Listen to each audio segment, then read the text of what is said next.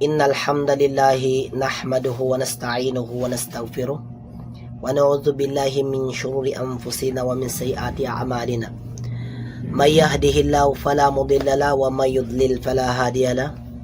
Asyhadu an la ilaha illallah wahdahu la syarika lahu wa asyhadu anna Muhammadan abduhu wa rasuluh.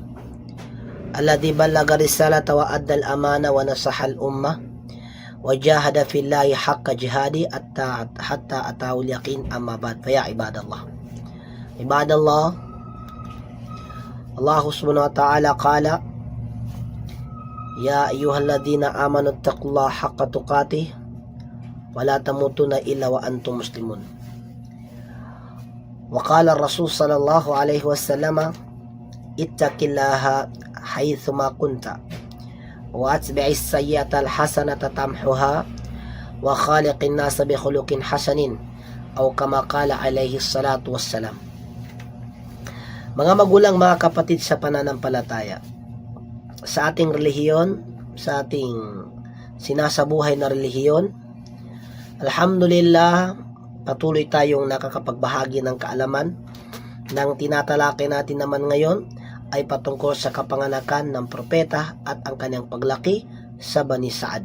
Sabihin mga kapatid, ang mga usapin dito na ipapaliwanag natin, ito ay hindi bago sa ating mga pandinig, ngunit ay ito'y bilang pagpapaalala sa karamihan. At kung ito man hindi pa natin nababatid, hindi pa natin alam, ay marahil ito ay makapagbigay din ng aral para sa atin insyaAllah. So mga magulang, mga kapatid sa panampalataya, sa kadakilaan ng Allah at sa kanyang pahintulot, nabigyan ako ng oras at panahon, nabigyan ako ng sitwasyon para makapagbahagi po ng kaalaman para sa ating lahat insyaAllah.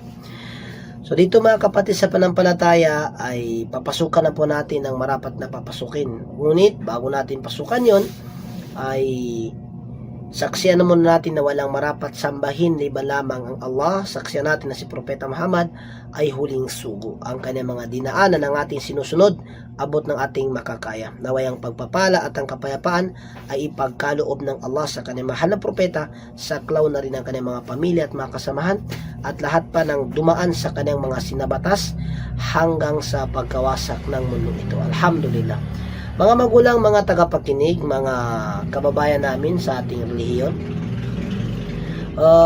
ang paksa na ito ay katulad na binanggit natin, ang kapanganakan ng propeta sallallahu alaihi wasallam, Maulidun Nabi sallallahu alaihi wasallam, at ang kanyang paglaki sa Bani Hashim. Yan. Nash'atuhu min nasabi Bani Hashim. Maulidun Nabi sallallahu alaihi wasallam. Ulidan Nabi sallallahu alaihi wasallam fi Makkah. Pinanganak ang propeta sallallahu alaihi wasallam sa Makkah, mula sa marangal na angkan ng Banu Hashim. Sabihin, ang kanyang pinangalingan ay mula sa angkan ng mga Banu Hashim, na ito ay kilala na mismo sa lugar ng mga Arabo noon pa.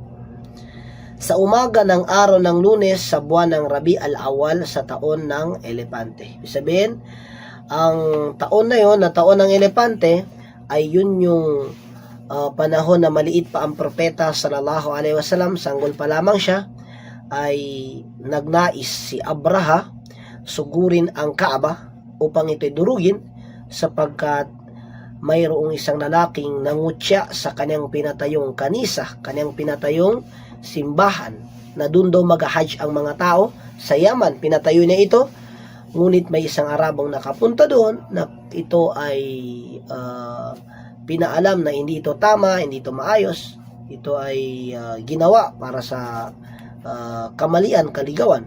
So narinig ito ni Abraha. Sa panahon na yun, wala si Abraha nung dumating ang lalaki, hanggang sa nagpasya si Abraha na sugurin ang Kaaba. Sa panahon na yun, ang propeta sallallahu alaihi wasallam siya sanggol pa lamang, ayon sa kinuha ng karamihan. Kaya nga nasabi na pinanganak ang propeta Muhammad sallallahu alaihi wasallam sa taon ng elepante. Yan. Ito ay nasa buwan ng Rabi al-Awwal. Ito ay nasa buwan ng Rabi al-Awwal. Lunes ito na tapat na araw. Yan. Kabilang sa mga ulat na hingil sa kanyang kapanganakan ay hindi sinabi ng kanyang ina sinabi ng kanyang ina na si Amina bint Wahab. So yan. So dito, sabi niya, itong kamangha-mangha na kung saan kapanganakan ng propeta sallallahu alaihi wasallam, ra'aytu hina wada'tuhu nuran adaat li minhu kusura Syam. Adaat li minhu kusura Syam. Sa pagpapahayag na sa malapit itong kaulugan sa wikang Tagalog, nakita ko nang siya'y aking isinilang, ipinanganak ng propeta Muhammad. Nakita ko ang isang liwanag na nagbigay ng liwanag sa palasyo ng Syam, sa lugar sa Syria ito banda. Ito ay nabanggit ni Imam Ahmad sa kanyang musnad. So dito mga kapatid, kapanganakan ng propeta sallallahu alaihi wasallam ipinapaliwanag ni Amina, yan, na ito ay kanyang mismong ina, na may iba sa bata na ito na yun ang propeta sallallahu alaihi wasallam. Nang maipanganak siya, agad ay ipinaalam kay Abdul Muttalib ang magandang balita. Kinuha niya ang sanggol, dinala sa Kaaba, ipinasok, nanalangin at nagpasalamat sa Allah. Pinangalanan niya ito na sino? Muhammad. Ang isang pangalang hindi ilaganap noon sa mga Arabo. So dito mga kapatid, nung nalaman ni Abdul Muttalib na nanganak na si Amina, dahil pinaalam ng mga tao, syempre ito ay kanyang apo, ang kanyang ama ay namatay na. So hanggang sa kinuha na ito, agad niyang binuhat, ipinasok sa loob ng Kaaba, itinaas niya. Sinabi niya, Usami bi Muhammadin. Ako ang magbibigay na pangalan dito na ipinapangalan ko si Muhammad. Ang salitang Muhammad ay hindi yan bago, ay hindi yan popular sa mga Arabo. Yan ay hindi ipinapangalan sa bata. Pero naging unang pangalan sa propeta sallallahu alaihi wasallam, yun ang Muhammad nung siya ipinanganak. Ang una nagpasuso sa kanya, so nung ipinanganak ang propeta sallallahu alaihi wasallam, so syempre may nagpapasuso ng mga bata, pagpapasuso ng mga anak, mga sanggol na nanggaling sa ibang mga lugar. So ito yung mga hanap buhay nila, yan. Ang unang nagpasuso sa kanya, sa propeta, matapos ang kanyang ina, ang unang nagpasuso sa kanya, nagpadede sa kanya ay si Thuwaybah, ang pinalayang alipin ni Abu Lahab. Pinalayang alipin ni Abu Lahab. So sabi ng ating mga magagaling sa kwento, pinalaya daw ni Abu Lahab si Thuwaybah noong panahong kapanganakan ng propeta. Mashallah. Habang ipinapanganak ni Amina ang propeta Muhammad, si Thuwaybah ay nakakasaksi. Noong pinanganak hanggang sa lumabas, kanay itong pinadede, lumabas siya at tumakbo. Hinanap niya si Abu Lahab. So syempre ang kanay itong pinuno, siya alipin lamang siya. So nagtataka si Abu Lahab, bakit pangiti-ngiti si Thuwaybah na ang normal sa mga alipin ay hindi siya basta-basta ngumingiti sa kanyang amo. So ngumingiti si Thuwaybah, pagkaraan sabi ni Abu Lahab, ano ba yan? Sabi niya. Hanggang sa sinabi niya ng anak na si Amina. Sabi niya, dahil balita na yan, na ibinalita mo sa akin na nakakapagpagaan ng loob, binanggit na ni Abu Lahab, malaya ka na, hindi ka na alipin. Subhanallah, ang pinalaya si Thuwaybah nung pinanganak ang propeta. Tingnan niyo ang baraka ng propeta, kapanganak pa lang, mayroon ng liwanag, mayroon ng pinalayang alipin. Pinasuso ni Thuwaybah sina Hamza at ibn Abdul Muttalib, Abu Salama ibn As'ad at ang propeta. So dito mga kapatid, naunawaan natin sa batas ng Islam, kapag nakadede ang isang bata, kahit di pareho ang ina, sa isang babae o sa isang ina, doon sila nakasuso, ang mangyari ay magkakapatid sila sa rabaah, sa pagdede lamang. Doon sila magkakapatid. Pero sa dugo, hindi. So yan, so doon sila magkakapatid. Yan. Dahil dito ay nagiging magkapatid sila sa gatas. So gatas lamang. So doon sa kain sa kayo, pagpainom sa kailan ng gatas. Ang kaugalian ng mga Arabo sa pagpapasuso sa desyerto, nakagawian ng mga marangal na Arabo na ipadala ang kailang mga anak sa mga naniniraan sa mga desyerto upang lumakas ang kailang pangangatawan, makaiwas sa mga sakit at kabayanan, maging bihasa sa dalisay na wikang Arabic, matuto ng katapangan at mabuting asal sa mga taong disyerto. So dito mga kapatid, ito yung mga ugali ng mga tao na kapag may pinanganak mismo doon sa lugar nila, sa Madina nila, sa city nila, sa lugar na maraming mga tao doon, ginagawa nilang magbayad o magpadala doon sa lugar na dadali ng kanilang mga anak na ito ay para maging matatag ang anak, hindi masyado po ng sakit, hindi masyado mamamalit sa kanyang kapwa, at upang magkaroon ng mabuting asal. Yan. So dito, nasasaksiyan natin ang mga libawan na ito na mainam talaga yung bata na tumira siya sa probinsya. Dahil katulad ng mga pagmumura, ligtas siya dito. So ganito yung kaugalian ng mga Arabo dati pa. Yan. Dahil dito ay ipinagkatiwala ang propeta sa kay Halima bin Abi Dhu'ayb as-Saadiya mula sa Bani Saad. So ito yung tinatawagan nila na Halima Saadiya. So ang buong pangalan nito ay Halima bint Abi Dhu'ayb bin as-Saadiya. So ito yung Halima Saadiya. Yan. Ang mga biyayang dumating kay Halima dahil sa propeta sallallahu alaihi wasallam, isinalaysay ni Halima na dumating siya sa Makkah sa panahon ng matinding tagtuyot. So kahirapan na yun. Kasi pati ang anak niya, wala siya may padete, wala siya may pakain. Ang kanyang asawa, wala rin yaman, mahirap din sila. Wala silang apat na pagkain na maging ang kanilang mga hayop ay halos walang gatas. Yan. So, sinubok talaga na matindi si Halima Saadiya. Walang babaeng nais kumuha ng bata sa kay Muhammad dahil siya ay ulila sa ama at inaasahan nila ang ama ng bata ang magbibigay ng gantimpala. So dito, nung nakadaan si Halima Saadiya at ang kanyang asawa doon sa propeta na abang siya ay maliit na naghihintay na magpapaso sa kanya pagkaraan ni Thuwayba, yun, plano nilang ipadala sa ibang lugar para kunin. Yung mga iba ay pinapadali lang, uwi na, iiwan. So ang plano talaga ni Abdul Muttalib at ni Amina at mga advice na mga kasama niya ay ipadala sa ibang lugar. Nang sa ganon matuto ng mga asal sa mga paraan sa probinsya. Yan. So sabi ni Amina, sabi ni Halima Saadiya, hindi ko yan maano kasi wala akong gatas. Gusto ko na kapag magpapadede ako ay may maibibigay. Inaasahan nila na magbibigay ang tatay ng bata. So sinabi ng lolo niya na walang-wala yan. Walang maibigay sapagkat yun, walang yaman. Yan. Walang babaeng nais kumuha ng bata dahil siya ulila. So pag narinig sa anong magulang nito, ulila. Yan. Ngunit wala nang ibang batang makuha si Halima. Sinabi niya, kukunin ko na lamang ang ulilang batang iyon. So, umikot na si Halima Saadiya sa ibang kwento hanggang sa dumating siya sa dulo, wala siyang makita. Sabi niya, kukunin ko na lang. Kunin ko na lang ang bata. So, bumalik siya, sabi ng kanyang asawa, baka yan ay maging dahilan na maging baraka ang ating buhay. Yan. Binalikan nila. At mula noon ay nagsimulang dumating ang biyaya sa kay Halima Saadiya, sa kanyang asawa at anak, at sa mga buong magkapamilya na ito. Hinawakan niya. Pagkahawak niya, dinikit niya sa kanyang dibdib. Dumami ang gatas. Masyaallah. Milagro na ibinigay ng Allah SWT. Nang ilapit niya ang propeta sa kanyang dibdib, napuno ang gatas ang kanyang dibdib. Masyaallah.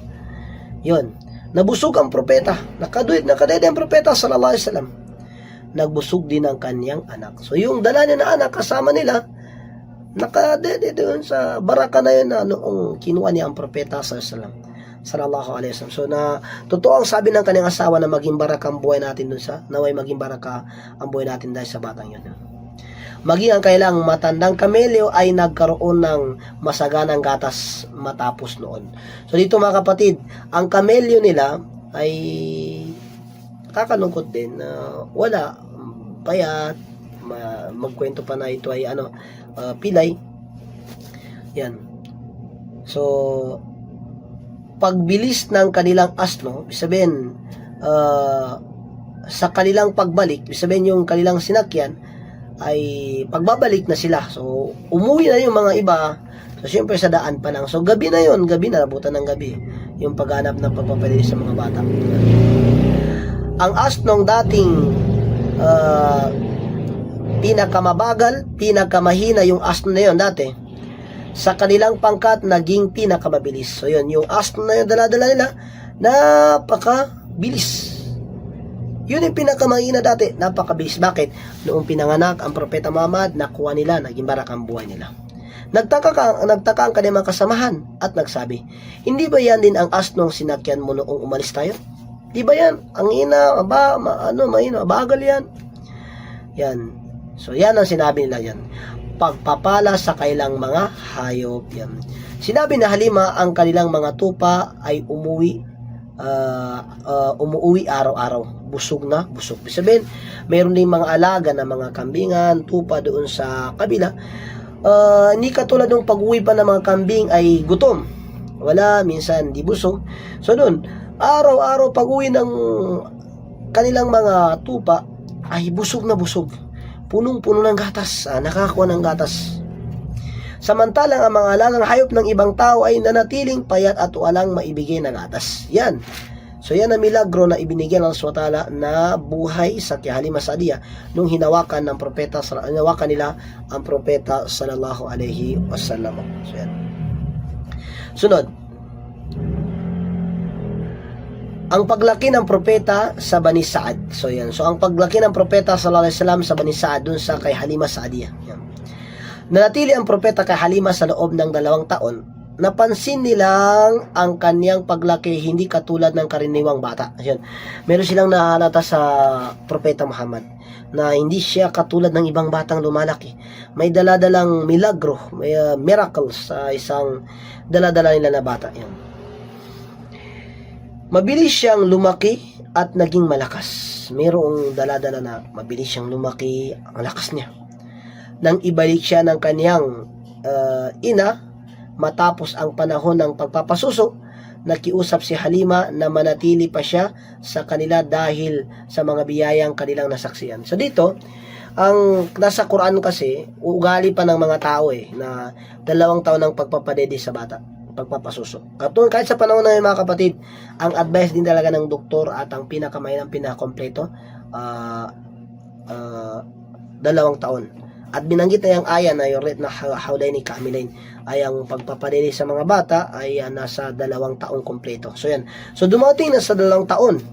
Dalawang taon. So nasaksiyan nila ang buhay nila na habang kasama nilang propeta. Yan. So nakiusap si Halima Sa'diyah na pwede bang kasama ko na lang si Muhammad. Yan. Dati nung una nakita niya, di ko yan mapapaano kasi wala ako matatanggap, mahirap yan, ulila yan, wala man lang may bigay sa akin, nangangailangan ako ng yaman.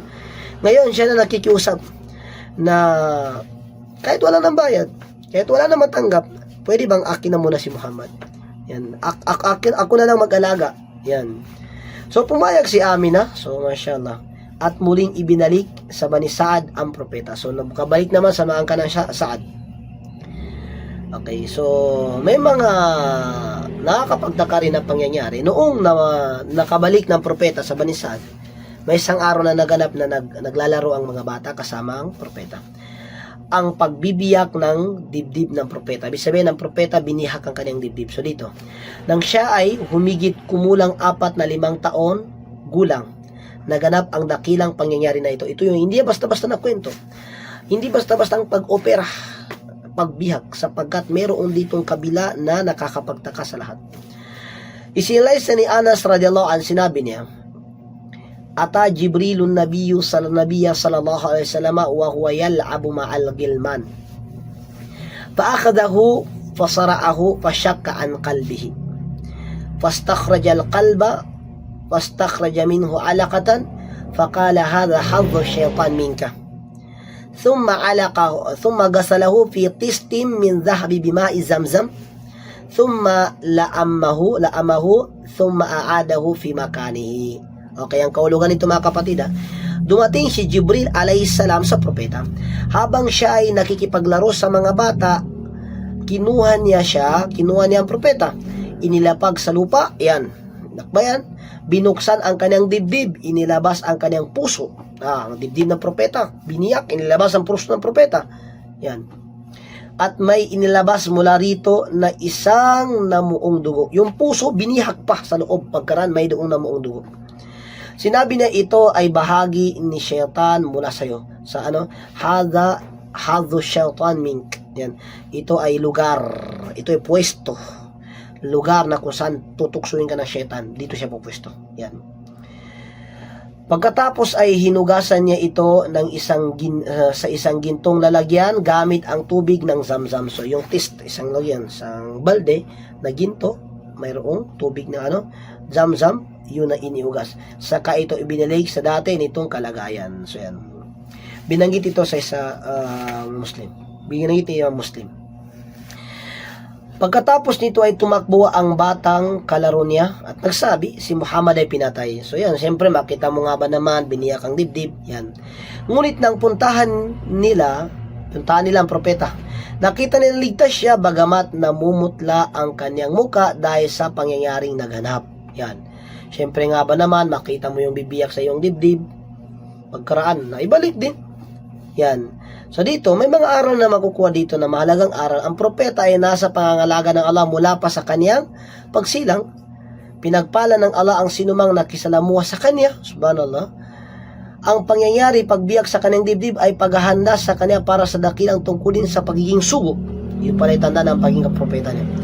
Ipinakita nito ang kadalisayan ng kanyang puso at iniingatan ng Allah sa kanya mula sa mga mga makaka-impluensyang pang-syaitan, pang-satanas sa gawain.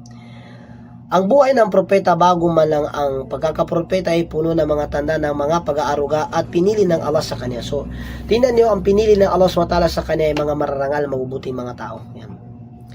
So, pagkaraan ng taon na yon, ay siyempre, ibinalik na rin sa kanyang totoong ina. Ibinalik na rin ng propeta Muhammad sa kanyang totoong ina. Yan. Sa piling ng kanyang ina at pagmamahal ng kanyang ina. Yan.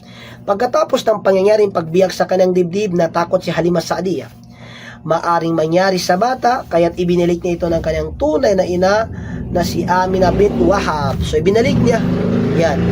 Kaya nanatili si Muhammad sa piling ng kanyang ina hanggang sa siya ay mag-6 na taong gulang. So 6 years na propeta kasama ang kanyang ina.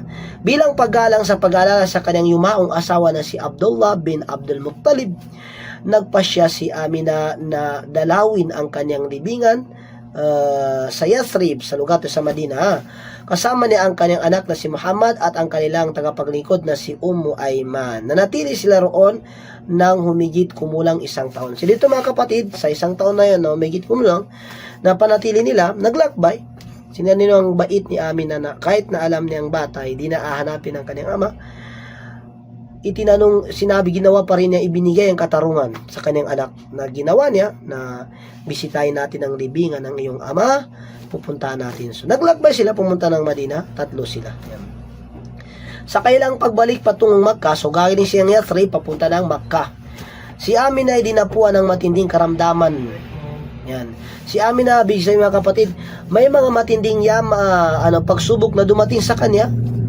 So, yung pagsubok na ito, pagkakasakit, ay dinatnan siya ng kamatayan sa lugar na tinatawag na Al-Abwa na nasa pagitan ng Makkah at Madina. So, dito mga kapatid, pagitan ng Makkah at Madina, merong tinatawag na Abwa. So, diyan, di na kinaya ng kanyang ina, sakit na yun na dinadala niya, hanggang sa nakita ng propeta Muhammad ang libingan ng kanyang ama, ay nasaksiyan na rin kung ang kanyang ina ay namayapa. Yan. Ang propeta sallallahu alaihi wasallam siya ulila. Sinapupunan pa mga kapatid, ulila na po ang propeta. Nandun pa lang sa tiyan ng ina, ulila na ang propeta sallallahu alaihi wasallam sa ama. At ang propeta Muhammad 6 na taong gulang pa lang, ulila na. Kaya huwag kang malungkot kung ulila ka, sapagkat ang propeta sallallahu alaihi wasallam, ito ay kanyaring pinagdaanan. Dumaan ito sa kanyang buhay. Yan.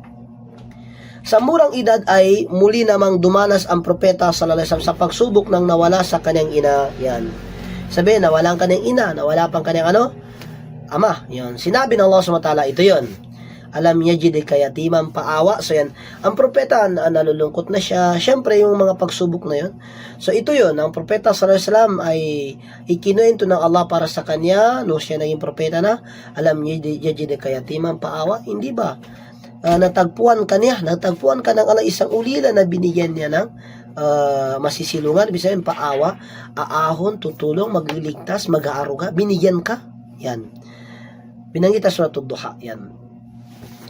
Sa pili ng kanyang mapagmahal na lolo. So yun naman, babanggitin naman natin, pagkaraan ng pagkamatay ni Amina, ina ng propeta sallallahu alaihi wasallam, ay dinala na rin ni Ummu Ayman ng kanyang alagang bata na si propeta Muhammad sallallahu alaihi wasallam, dinala niya sa kay Abdul Muttalib. So yung una, nakaalaga sa kanya ay si Halimah Saadiyah, pagkaraan binalik sa kanyang ina, pagkaraan si Ummu Ayman, pagkaraan si Abdul Muttalib. Si Abdul Muttalib, yun yung pang-apat na nakaaruga sa kanya. Yan. Isinaysay ni Ibn Hisham na si Abdul Muttalib ay may nakahandang higaan sa lilim ng Kaaba na walang sino man sa kanyang mga anak ang nagahangas na upuan bilang paggalang sa kanyang. Ngunit kapag dumating ang batang si Muhammad ay umupo siya rito. Kapag sinusubukan siyang paalisin ng kanyang mga tiyuhin, sinasabi ni Abdul Muttalib, da'o bani, mashallah, wallahi inna lahu la sya'nan. Yan, mashallah. Pabayaan ninyo ang aking apo, sumpa sa Allah, tunay na batang ito ay magkakaroon ng dakilang katayuan. Subhanallah, sabihin, may mga tanda na talaga ng mga darating sa propeta sallallahu alaihi wasallam. So yan. So ibig sabihin mga kapatid, ang mga panahon na yon ay rirespeto si Abdul Muttalib ng mga tao at walang basta-bastang mag-aangas na umupo sa upuan niya, liba lamang ang propeta sallallahu alaihi wasallam si Muhammad. Sinasabi ng mga tao, wag ka umupo dyan, ba't ka umupo dyan? Samantalang kay lolo mo yan, di basta-bastang tao nakakaupo dyan. So ang sinasabi ng kanyang lolo, da'o bani, iwan niyo, pabayaan ng aking mahal na anak, mahal na apo. Wallahi inna lahu sya'nan. Yan, sumusumpa ako sa Allah. Tingnan niyo, wallahi, sumusumpa ako sa Allah. Ang tunay na ang batang ito ay mayroong pagkakataon, magkakaroon ng dakilang katayuan. Sabi ni Abdul Muttalib yan, lolo na mismo. Pagkatapos ay pinaupo niya ito sa tabi niya, inahaplos ang likod nito at labis siyang natutuwa sa anumang ginagawa nito. Yan. Kasi syempre ang propeta Muhammad, minahal siya ng Allah subhanahu wa ta'ala, kahit na siya ulila, ay may mga tao talagang umikot sa kanya para alagaan. Una ay si Halimah Saadiyah, sunod ay si Amina, kanyang ina mismo, at si Ummu Ayman at si Abdul Muttalib na kung saan kanyang lolo. So yan. Okay. So dito mga kapatid sa panampalataya, dumating din naman ang mga pagsubok sa panahon na ito. Nang ang propeta ay 8 taong gulang, namatay rin ang kanyang lolo na si Abdul Muttalib. So dito mga kapatid, 2 taon niya nakasama ang kanyang lolo na si Abdul Muttalib. Mashallah. Sa buhay na ito ay pinagdaanan ng propeta sallallahu alaihi wasallam ang pagkakaulila na totoo. So yan. Sa piling ng kanyang mabait na mapagmahal na tiyuhin, kanyang tito mismo, ito ay nakaalaga na sa kanya. Yun, so nakuha natin ang mga pagkakasunod na nakaalaga sa propeta Muhammad sallallahu alaihi wasallam, si Halimah Saadiyah, sa kanyang ina, si Ummu Ayman, si Abdul Muttalib, ito na, tinanggap ni Abu Talib. So yan, tito niya mismo, tito niya mismo, kapatid ng kanyang ama. Yan, si Abu Talib. Yan. Kung may kalaman tayo, si Ali ibn Abi Talib, ito yung ama niya. Yan, so magpinsan ng propeta si Ali at ang propeta Muhammad. Si Ali ibn Abi Talib at ni propeta Muhammad, magpinsan ito. Yan. Tinanggap ni Abu Talib ang pangangalaga sa kanyang pamangkin ng buong pagmamahal at katapatan. Isinama niya ang kanyang sariling mga anak sa madalas pa niya na itinatanong inuunang pangalagaan kaysa sa kanila. So dito mga kapatid, maraming anak, may mga inaalagaan, pero mas napapriority ng propeta Muhammad. Yun ay Rams, karangalan sa propeta sallallahu alaihi wasallam. Ito yung napaka-inam para sa kanyang history. Yan. Sa loob ng mahigit na 40 taon, si Abu Talib ang naging tagapagtanggol ng propeta. 40 years, aba. Grabe yung pagsisilbing ganun, hindi natin alam. Kung hindi nga ba naman mabait na bata talaga ang propeta Muhammad, akalain mo yung 40 years na yun na pagsisilbing mo sa yung bata, ibig sabihin may nakita talaga si Abu Talib na nakakamangha sa bata na ito. Kung si Halimah Saadiyah gumanda ang buhay niya, paano pa kaya sa 40 years na ito? Mas nararamdaman ni Abu Talib ang tagal ng biyayang darating sa kanya. na mas marami pa siya kay Ali Masadi kasi 40 years siya kay Abu Talib. Yan. 40 taon. Si Abu Talib ang naging tagapagtanggol ng propeta. Pinangalagaan niya ito, ipinagtanggol laban sa mga kaaway at tiniis ang maraming paghirap alang-alang sa kanya. So, kabilang sa mga pangyayaring nagpapakita at nagpapaalala ng propeta noong kanyang kabataan ay ang paghingi ng ulan sa mga Quraysh ay sa pamamagitan niya. So yan. Umuulan. Ang propeta sallallahu alaihi wasallam nagdudua, nananalangin, hindi pa siya propeta noon. Umuulan eh. Milagrong ibinigyan ng Allah SWT sa propeta. Yan. Noong nagkaroon ng galit ang mga Quraysh nung pagkakapropeta ng propeta Muhammad bago lang. So, syempre, binanggit ng propeta ang tamang reliyon. So, pumunta mga tao mga Quraysh sa kay Abu Talib na umalis ka sa pamumuno mo kapag di mo kayang sabihanin si Muhammad. Umalis ka sa pamumuno mo kapag di mo kayang paalisin niya si Muhammad. So, syempre, si Abu Talib nalulungkot din siya. So, dumating ang propeta Muhammad. Sabi niya, dumating ang propeta kay Abu Talib. Sabi niya, Muhammad, sige na, sabihin mo anong gusto mo. Habang buhay kitang didepensahan. Subhanallah. Hindi pa Muslim si Abu Talib. Hindi Muslim ang kanyang tito mismo. Ngunit, binigyan siya ng Allah ng taga-pagtanggol, taga-depensa na kilala mula sa angkan ng Banu Hashim. Yan. So dito mga kapatid, sa kabilang sa mga pangyayaring nagpapakita pagpapala ng propeta noong kanyang kabataan ay ang paghingi ng ulan ng mga Quraysh sa pamamagitan niya. So yan. So Muhammad, manalangin ka nga, panalangin umulan. Subhanallah. Ayon sa laysay ni Ashakir, nang nagkaroon ng matinding tagtuyot sa Makkah, ay lumapit ang mga Quraysh sa kay Abu Talib upang manalangin para sa ulan. Lumabas siya kasama ang batang si Muhammad at inilipat ito sa Kaaba. Hindi nagtagal, nagtipon ang mga ulap at bumuhos at malakas na ulan hanggang sa mapuno ang lambak at muling sumigla ang lupain. So dito mga kapatid, kasama niyang propeta, pinasama niya Abu Talib, magdua manalangin. Ang propeta, subhanallah, wa ma min nabin illa yustajabu du'ahu. Walang propeta, di ba lamang tanggap ang kanyang mga panalangin. Binanggit pa ni Ibn Abbas ito, na lahat ng propeta ay tanggap ang kanilang mga panalangin. Yan. Sunod naman mga kapatid sa mga pangyayari na ito, so ang propeta Muhammad sallallahu alaihi wasallam, sumasama siya kanyang tito Chuin na para maglakbay, para magbenta, maghanap buhay. Ang monghe si Bahira, o di kaya ito'y Buhaira tawagin, at ang palatandaan ng pagiging propeta, yan, dito na tayo. Nang ang propeta humigit kumulang ng 12 taong gulang, isinama siya ni Abu Talib sa isang paglalakbay sa pagkakaalam sa patungong Syria. Ito siya Sham. Paghanap buhay, siyempre magtitinda sila. Pagdating nila sa Busra, isang lugar na rehiyon ng Sham, so mismo dun sa part ng Sham, may isang monghe na kilala bilang Buhaira, Buhaira. Ang lumabas upang salubungin sila. Yan, hindi niya karaniwang ginagawa ito sa mga karaban ng Quraysh. Itong lalaking to, doon mismo, dinadaanan siya, itong sa Buhaira na ito nadadaanan, hindi na ginagawa sa mga dumadaang galing Makkah, mga Quraysh. Ngunit sa pagkakataong iyon ay napansin niya ang natatanging palatandaan ng batang si Muhammad. So nakita niya, linabasan niya, sinalubong niya. Sinabi niya habang hawak ang kamay nito ay nawakan niyang propeta, masyaallah. Yan. Hada Sayyidul Alamin. Hada Rasulu Rabbil Alamin. Yab'athuhu Allahu rahmatan lil alamin. Yan.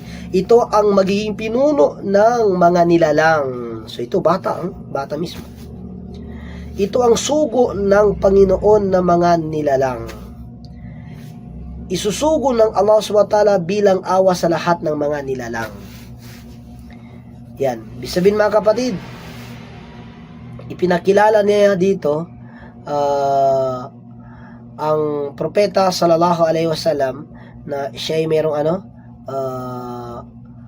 inaharap na kung saan nakakamangha, nakakapag ito sa kalagayan ng tao na Nakakatakot din. Nakakatakot yung ganun. Kasi bakit Buhaira hinawakan ng kamay ng propeta sallallahu alaihi wasallam.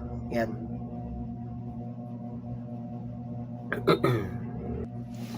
Pagkaraan niya maawakan ito, tinanong siya ni Abu Talib kung paano niya nalaman iyon. Sumagot ang Buhaira. Nakilala niya ang mga palatandaan na nababasa nila sa kailang mga aklat. So, itong Buhaira to, meron silang mga kasulatan dati. So, nababasa nila. Yun, nababasa nila sa kailang mga kasulatan. So, yan.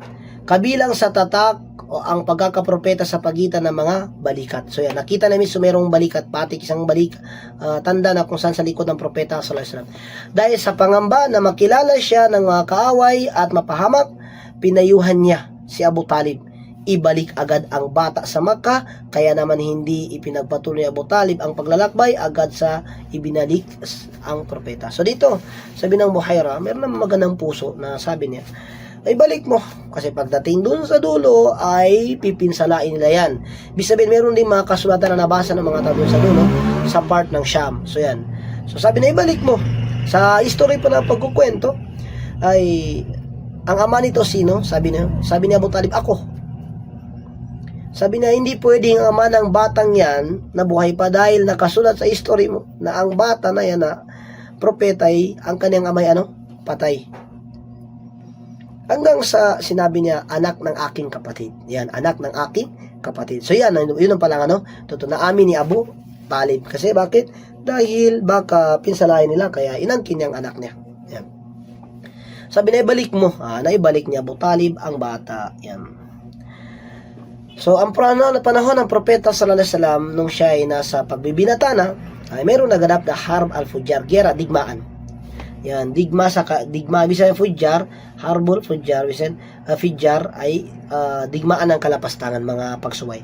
Nung si Muhammad nasa gulang na 15 taon, sabihin, 15 taon, 15. Yan, sumiklab ang digmaan sa pagitan ng Quraysh at Kinana laban sa Qais Island. Tinawag itong Harb al-Fujjar sapagkat nilabag nito ang kabanalan ng mga sagradong buwan at ang pinagbabawan na bagay.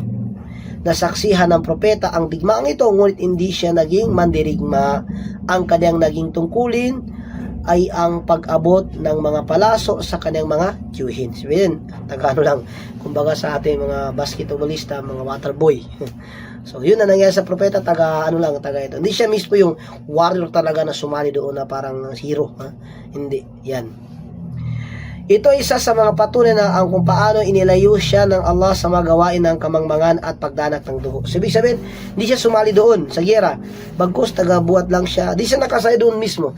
Ito'y tanda na hindi siya pinili ng Allah SWT na doon mismo sa gitna ay sumasali sa paggamitan ng espada. Hindi. Sapagkat pinili siya ng Allah SWT. Yan.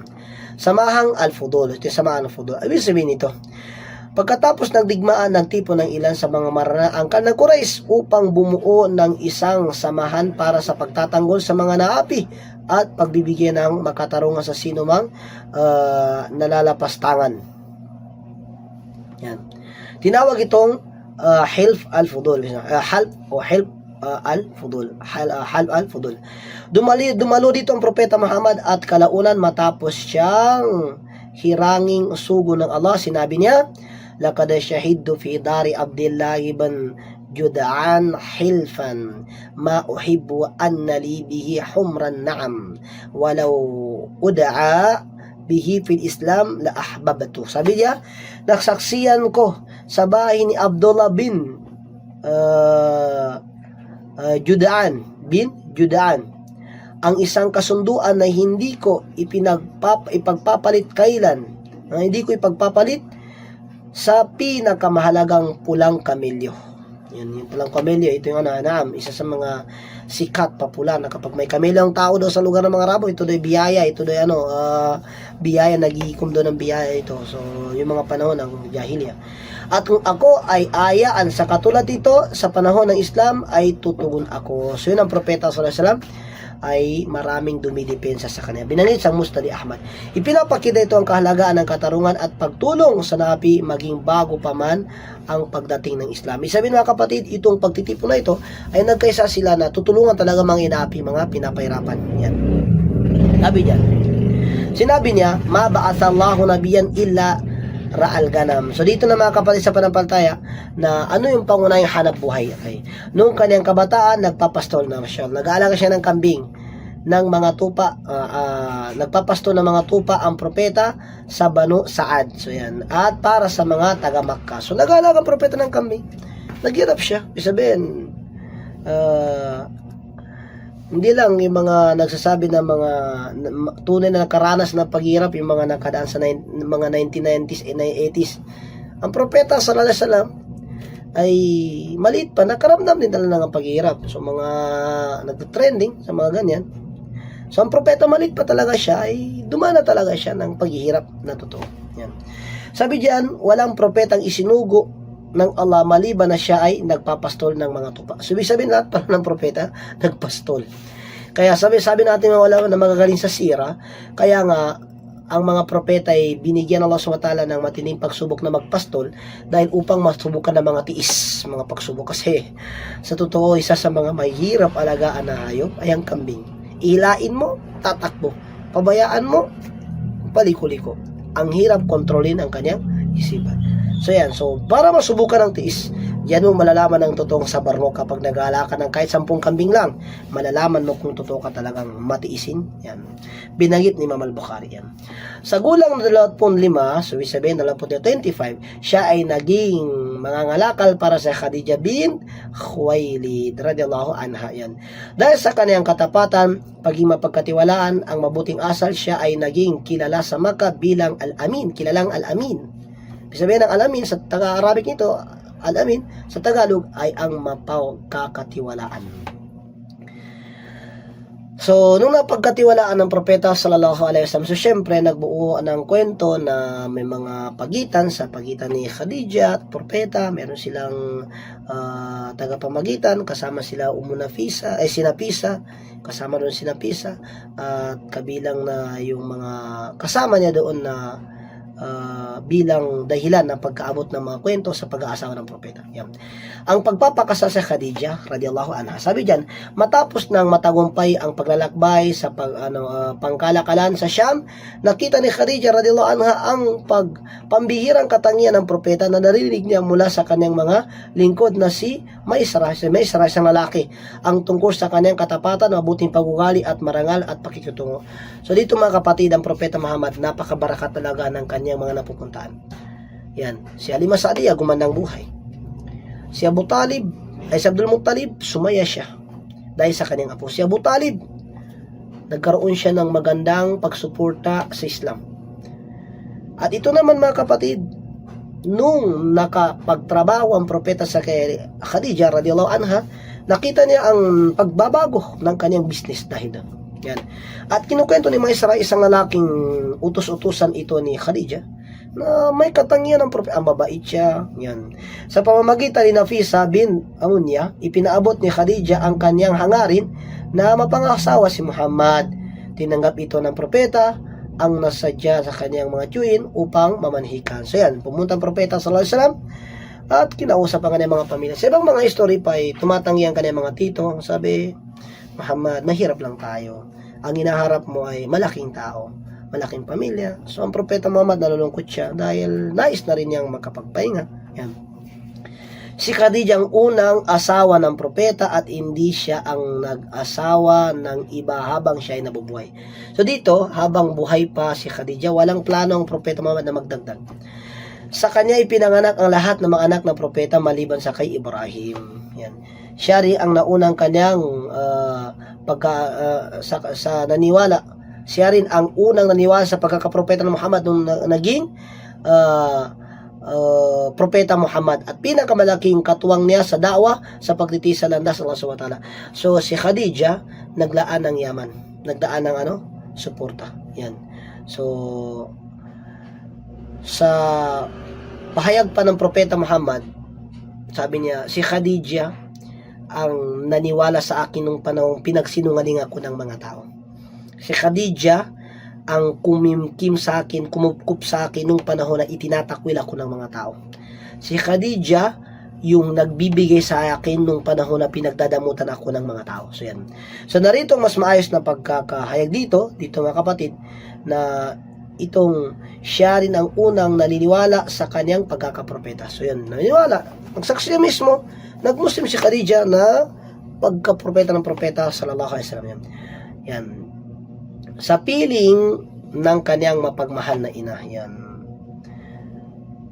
Sa panahon na yun na ang propeta sallallahu alaihi wasallam. Okay, so dun sa nung nakita ni Khadija radhiyallahu anha ang napaka mapagkatiwalaang tao, ay nang siya ay nag-25 taong ulang ay ipinagkatiwala sa kanya ni Khadija ang kanyang kalakal upang dalhin sa Syam. Dahil sa kaniyang katapatan, pagiging mapagkatiwalaan, makamit niya ang malaking tagumpay sa kalakalan. Dito ay lalo siyang hinangaan ni Khadija, masyaallah. Namanga siya dito sa kabutihan na ito na kaniyang nadala-dala yon. Si Khadija, ang kauna-unang asawa ng propeta, hindi siya nag-asawa ng iba habang ito ay nabubuhay. So yan. Sino ang kaniyang asawa? Si Khadija. At isinilang dito si Qasim, Zainab, Ruqayya, Kulthum, Fatima. Yan. Yan, Abdullah. Yan. Fatima, Abdullah. So, yan. So, dito lahat ng anak niyang lalaki namatay noong sila ay bata pa. Yan. Samantalang, ang mga anak na babae ay inabot ng Islam. So, yung mga anak ng propeta sa ng mga babae ay inaabot ng Islam. Si Fatima, si Kulthum, Ruqayya, at ni Zainab. So, yan. Yan. Ang muling pagtatayo sa Kaaba at Hajar al-Aswad. So dito mga kapatid, ibinalik ang itayo ang Kaaba at Hajar al-Aswad. Noong ang propeta sallallahu alaihi wasallam na sa 25 taong gulang, muling itinayo ng Quraysh ang Kaaba matapos itong masira ng baha. So nasira pala ng baha yung Kaaba. Yan. Nung dumating ang oras ng paglalagay ng Hajar al-Aswad, ay nagtalo ang mga tribo kung sino ang magkakamit ng karangalang iyon. So, sino ba? Yan. So, tingnan mga kapatid, meron ditong pinakamagaling na hindi pa siya propeta. Andito ang nakitahan nila. Napagkasunduan nilang ang unang papasok sa Masjid al-Haram ay siyang magpapasya. Sa pagpapasya ng Allah, ang unang dumating ay si Muhammad, mashallah. Ibig sabihin, sinong pinakaunang makapasok? Ay, yun yung magpapasya. So, yun ay So, pinakauna nakapasok ang propeta. Nang nakita nila si Muhammad, Hadal Amin. Tinawag nilang Amin. Yan ang mapagkatiwalaan. Yan, siya pala. Yan. Naglagay sila ng tela, inilagay ang Hajar al-Aswad. Dito ay pinahawak sa mga pinuno ng bawat tribo ang mga sulok nito ng may angat nila ito sa tamang lugar at siya mismo ang naglagay ng bato. Yan ang propeta sallallahu alaihi wasallam. Sa pamamagitan ng kanyang karunungan ay natigil ang alitan at nalugod ang lahat. Sabihin, wala nang gulo, wala nang di pagkakaunawaan, nagkaisa na rin sila. Ito ay malinaw na patunay ng kanyang kahusayan ng paghahatol bago pa siya hiranging maging propeta. Binanggit ito sa Imam al-Bukhari. Kapag nangyari ito ay tumutulo ang pawis ng kanyang noo dahil sa malimig na panahon. So yan. Number 5, pagpapakita ni Jibril na siya kanyang anyo. So yan. 2 beses nakita ng propeta si Jibril sa tunay nitong pagkakalika. Sa ibang ulama naman ay hindi nakita. Sa ibang ulama ay nakita. So, di tayo doon sa panahon na yun. Sabi dito, wala kadaraahu bil ufukil mubin. Tunay na nakita niya siya sa malinaw na tanawin, abot ng tanaw. So, ibig sabihin sa kalawakan nakita na mismo. Wala kadaraahu nazratan ukhra inda sidratil muntaha. Tunay na nakita niya ito sa itong muli sa isa pang pagbaba sa may sidratul muntaha. Yan. Kapahayagang ipinagbawal ng Allah sa gabi, ipinahayag ng Allah SWT sa Isra Mi'raj. Noong gabi ng Isra Mi'raj ay ipinahayag ng Allah na ilang kautusan ng sa kanyang propeta kabilang obligasyon ng 5 sala. Yan. So nag-Isra wal Mi'raj na dito. So natalakay natin sa mga unang video ang Isra wal Mi'raj. Tungkol dito ay sinabi ng Allah SWT, Subhanalladhi asra bi 'abdihi layla. Yan. Kaluwalhatian sa kanya at naglakbay sa kanyang alipin sa isang bahagi ng gabi. Yan.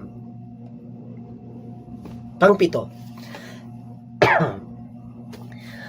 Pakikipag-usap ng Allah sa kanyang propeta. Yan. Pinagtibay ang maraming scholar na kabilang sa mga uri ng wahi ang pakipag-usap ng Allah sa kanyang propeta.